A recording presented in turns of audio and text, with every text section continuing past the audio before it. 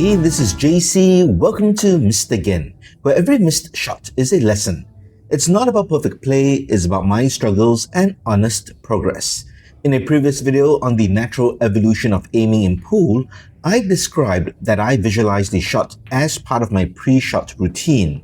In this video, I'll do my best to explain my step-by-step visualization process. My hope is that this will be helpful to you as you build your own mental map for shot making. Before we begin, it is important to understand and accept why visualization improves your accuracy. By visualizing the perfect shot in great detail, you are preparing your mind for what you're about to do physically. Your mind then assists your body, coordinating your aim and mechanics to replicate that perfect shot in reality. It might sound a bit incredulous to some, but numerous scientific studies have proven that mental visualization can significantly improve physical performance. Let's break it down, starting with standing behind and looking at the shot. I look at the shot from different angles to identify the cut angle. I use fractional aiming to fine-tune my aiming point based on the cut angle.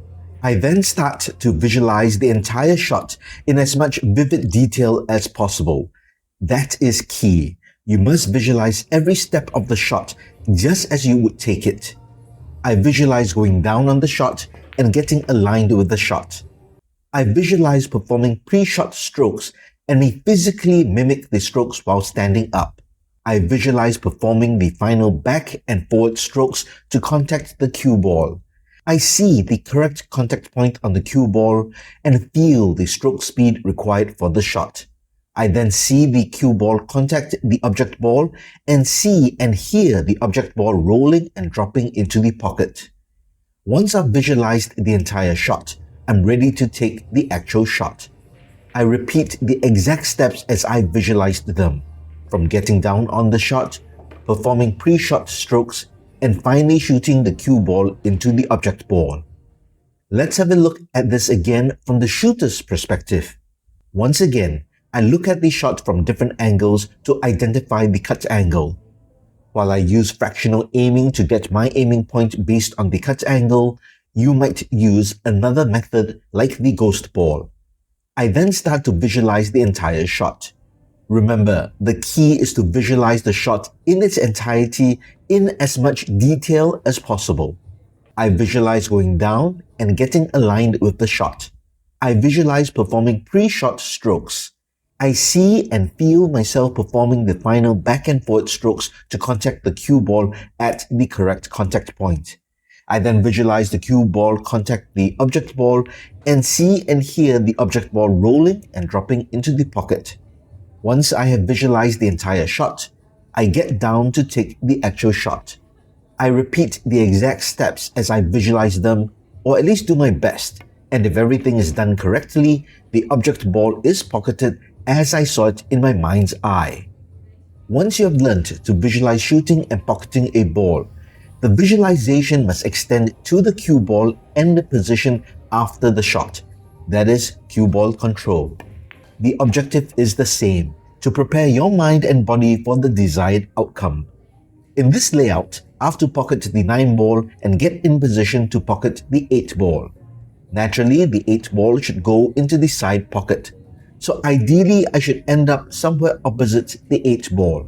I do not want the cue ball to end up on the long rail nearest me, as I would have to shoot the 8 ball down the rail to the corner. The best way to get the cue ball to the desired position in this case is to stun it towards the cushion by hitting just below center. Once I determine where the cue ball should be controlled to, I center myself to the shot and start my pre-shot routine, which includes the visualization of the shot. I identify the cut angle and aiming point as well as stun angle that will direct the cue ball to the cushion after the shot.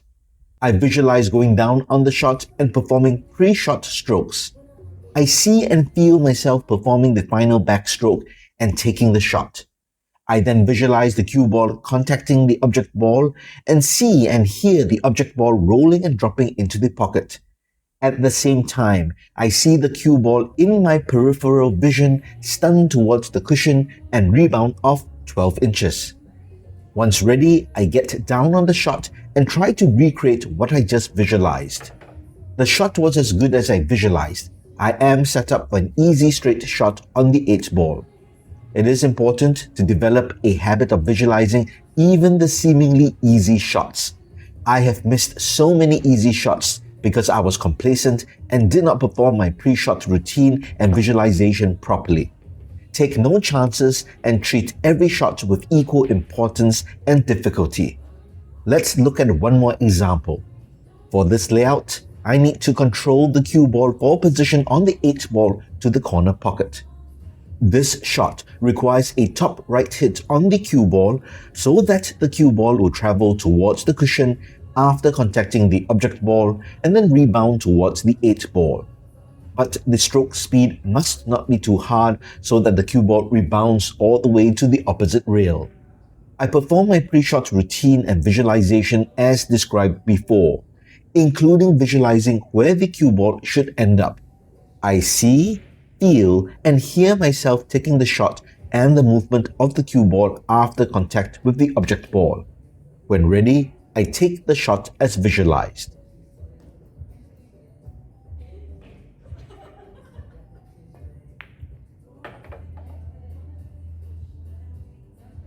The cue ball is in good position for the 8th ball. Once again, even though it is a relatively straightforward shot, I visualize the shot quickly before taking it. Well, that's it for this video. While the explanation of the visualization process took some time, the whole process can be done in a few seconds as you get better at seeing the shot. Initially, it will take some time, and that is perfectly fine. Take your time. You're not playing in competition with a shot clock.